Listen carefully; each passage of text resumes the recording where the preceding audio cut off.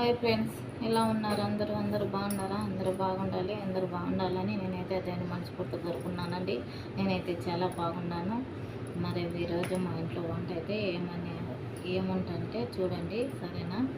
మరి ఈ కోయిట్లో పని అంటారండి. వాళ్ళకేం కోయిట్ వినారో, వాళ్ళకేం బోల్ డబ్బులు సంపాదిస్తున్నారు అని అయితే అంటారు. మరి ఇక్కడికి వచ్చి సంపాదించిందంటూ ఏముండదండి. ఇక్కడ నెల జీతం వచ్చేలాక మాకు వచ్చే జీతానికి డబల్ అయితే ఇంటి దగ్గర అయితే ఖర్చులు ఉంటాయి అన్నమాట. మరి ఇక్కడికి వచ్చిన వాళ్ళు మరి మనం ఇక్కడ కష్టపడి సంపాదించి ఇంటి దగ్గర ఉన్న వాళ్ళు అయితే మరి ఏదో ఒక పని చేసుకొని వాళ్ళ ఇంట్లో ఖర్చులకు సంపాదించుకొని మరి తింటూ ఉంటే ఇక్కడ మనం కష్టపడిన డబ్బులు అయితే మిగులుతుందండి.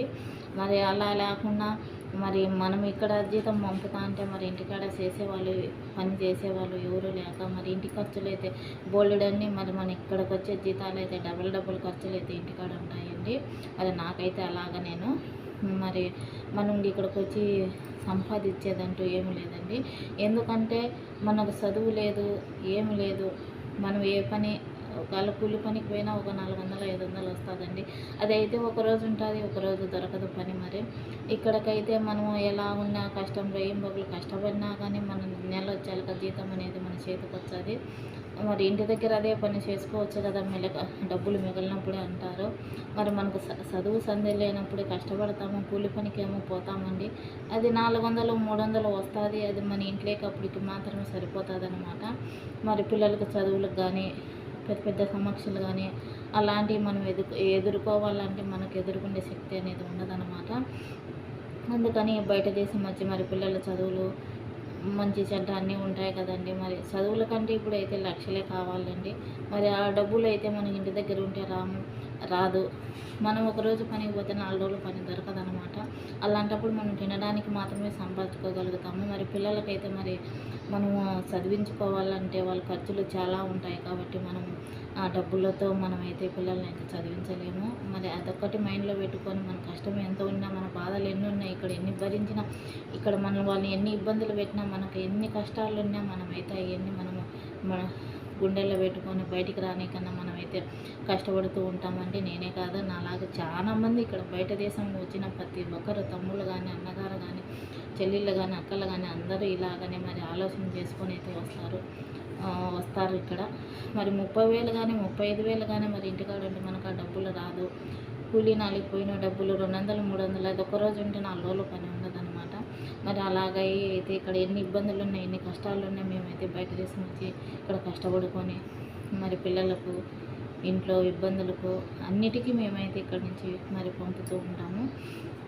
మా బాధలు అయితే ఇలా ఉన్నాయండి. పొద్దున్నే స్కూల్ ఉంటే 6కు లేసేయాలి. 6కు లేచి పిల్లలకు లేపాలి, వాళ్ళకు డ్రెస్సింగ్ చేయాలి. చిన్నపిల్లలు అయితే డ్రెస్సింగ్ చేయాలి, వాళ్ళకి చెప్పులు కానీ ప్రతి ఒక్కటి అన్నీ తుడవాలి. మరి వాళ్ళకి దగ్గర పెట్టి వాళ్ళకి టిఫిన్ చేసి అన్నీ చేసి వాళ్ళని పంపాలన్నమాట.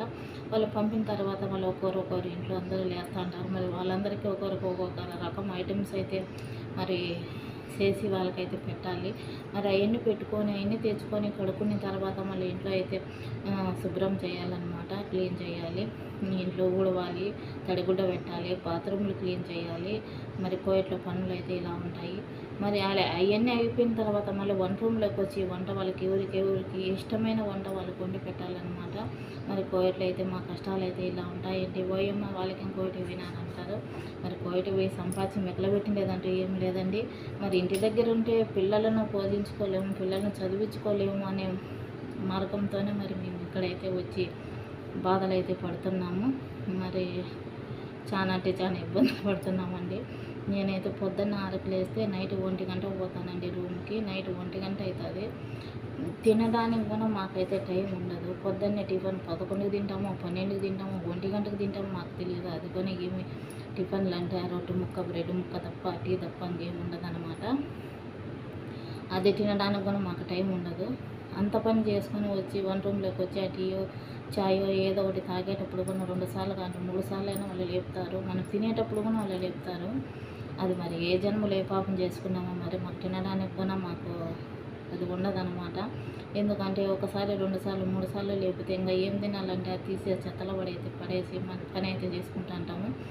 ఒక సినిమాలో ఉంది చూడండి, భైరదీపం సినిమాలో ఆయన తింటే ఆయన తినేటప్పుడల్లా వచ్చి గుర్రం తంతంటారు చూడ, అలా అనమాట మా పరిస్థితి ఇక్కడ. మరి మేమైతే ఎవరి నోటికాడ తీసినా మాకు తెలియదు. మేము ఇంత కష్టపడినా కానీ కడుపుకు తినేదానికి కూడా మాకైతే ప్రాప్తం ఉండదన్నమాట. ఒకసారి బాధ అనిపించదు, ఏడుపు వచ్చేస్తుంది. ఇంత కష్టపడుతున్నా కడుపు టైంకి తినేదానికి ఆ తినడానికి కూర్చున్నాక 2 సార్లు 3 సార్లు చెప్తారండి వాళ్ళు, రాండి అని అంటారు, ఏదో ఒక పని చెప్తారు. నేనైతే చాలాసార్లు మా ఇంట్లో గొడవ పడాను. నేను ఇన్ని పని చేస్తాము, మీరు తింటా అంటే మేము తినాలి, మేమన్నా కడుపు తినాలా. నేనైతే మా మేడంతో అయితే చాలాసార్లు గొడవ పడి ఉంటాను నా విషయంలో. మరి అలా ఉండే మా కష్టాలు అనమాట. ఈ సుత్తి అంతా ఎందుకు చెప్తున్నారు అనుకోకండి.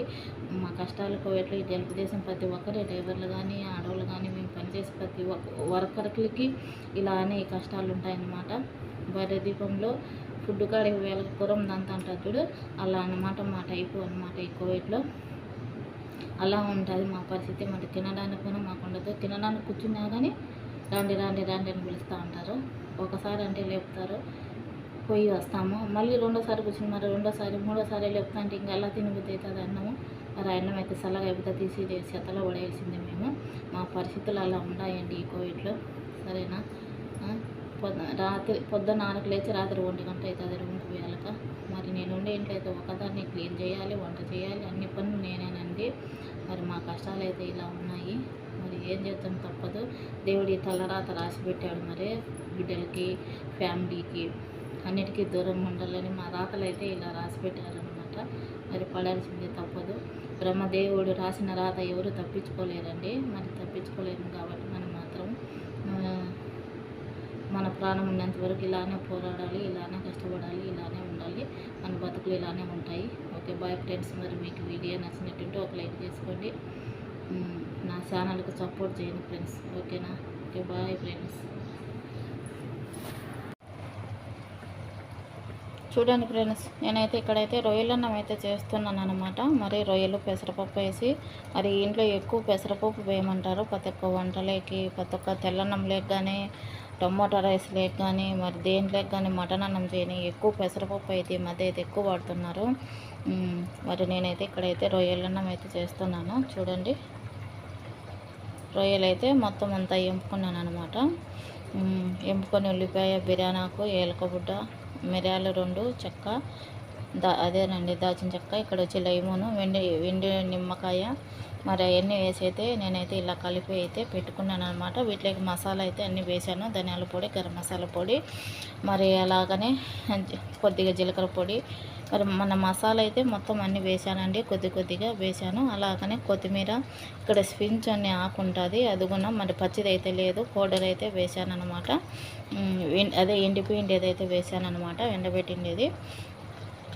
మరి వీటిలోకి నేనైతే ఒక టమోటా, పెరుగు అయితే మరి మిక్సీకి కొట్టి అయితే వేసాను అనమాట. చూడండి ఎలా ఉంది. చూడండి ఫ్రెండ్స్, ఇదైతే తమ్ముళ్ళకైతే అన్నం అయితే పెట్టించాను. టైం అయితే 1:30 అలా అయితే అందనమాట. అన్నం అయితే వాళ్ళకైతే పెట్టించాను, లేట్ అవుతుంది. చిన్న పెట్టాను రా. మరి ఇదైతే రొయ్యల కూర అనమాట. ఎలా ఉంది ఫ్రెండ్స్, బాగుందా? పెట్టినా చూడు చిన్న. ఇది కోటోళ్ళకైతే ఉంచాను అనమాట. ఈ అన్నం అయితే కోటోళ్ళకైతే ఉంచాను. చూడండి ఎలా ఉంది, బాగుందా? చిన్న డబ్బులు వేయచ్చు, ఇంటికి ఇచ్చాను డబ్బులు.